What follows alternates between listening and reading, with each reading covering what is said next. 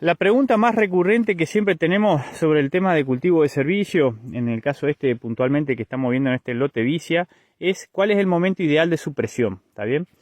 Y si bien yo miro especialmente mucho lo que hacen otros profesionales, especialmente en otro tipo de suelo, para nuestros suelos vertisoles yo quiero hacer una salvedad. Tal vez es una opinión por ahí un poco controvertida, pero quiero aclarar también que es una opinión subjetiva mía y lo digo justamente desde el punto de vista constructivo, no lo digo para generar conflicto con nadie, sino que más que otra cosa para intercambiar.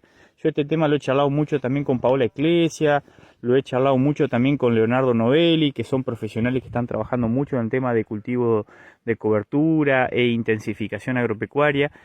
Pero bueno, ¿cuál es el razonamiento a nivel general que se maneja para la Argentina con el tema de cultivo de servicio? Especialmente la gente de APRESID también, que miren mucho el tema del contenido de agua del suelo, ¿está bien? Y yo estoy totalmente de acuerdo con eso. Ahora, ¿qué es lo que pasa? En los suelos vertisoles, y especialmente en suelos vertisoles erosionados, o sea que vienen siendo chacareados de hace muchos años, el problema que nosotros tenemos es que el agua no entra, o sea que el agua de lluvia no entra. Y cuanto más descubierto tenemos el suelo, cuanto menos coberturas tenemos, mayor es la cantidad de agua que se nos va al bajo cada vez que llueve. O sea, infiltra muy poca la lluvia, infiltra muy poco.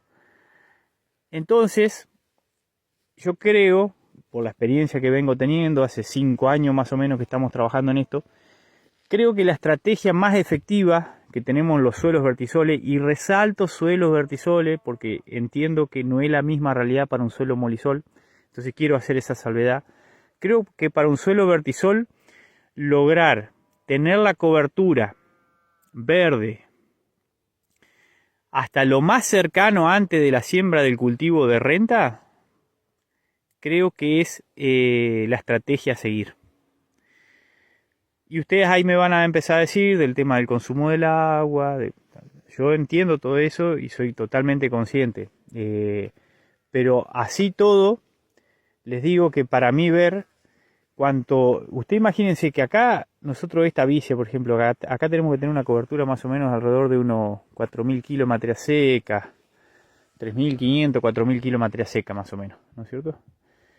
Acá cae un chaparrón de 80-90 milímetros, como los que normalmente caen en esta zona, y yo les puedo asegurar que si nosotros no tendríamos cobertura, 70 milímetros se van al bajo, e infiltran solamente 10 milímetros. Ahora, si yo tengo esta cobertura, es muy probable que de ese chaparrón de 80 milímetros, probablemente 40 milímetros entren. Y los otros 40 milímetros que se me escurren al bajo no me van a estar provocando erosión hídrica. Entonces creo que ahí es donde está justamente el hecho de que en los suelos vertisoles lo que tenemos que mirar justamente es en el potencial que nos da esta cobertura de poder infiltrar agua de lluvia, que si no la tenemos o si suprimimos el cultivo mucho antes, vamos a tener una situación en donde mayor cantidad de milímetros no van a infiltrar y van a terminar yéndose al bajo. Entonces, de ese punto de vista, creo yo, personalmente, no lo digo de una forma, como les repito, como les dije anteriormente, no lo digo de un punto de vista de generar conflicto, sino que lo digo justamente para intercambiar, a ver qué opina el resto. Creo que para un suelo vertisol la estrategia a seguir es lograr la cobertura verde lo más cerca posible a la siembra del cultivo de renta. En este caso vamos a suponer que vamos a sembrar una soja o que fuéramos a sembrar un maíz. Yo estaría prácticamente sembrando en verde, después de una lluvia obviamente, para tener humedad en el suelo. Y si hace falta suprimo el cultivo o le hago algún control de maleza, porque el control de maleza del cultivo de cobertura no fue bueno, lo que fuera. Pero no estaría suprimiendo el cultivo de cobertura, por ejemplo, un mes antes o 45 días antes y ese tipo de cosas. ¿Está bien?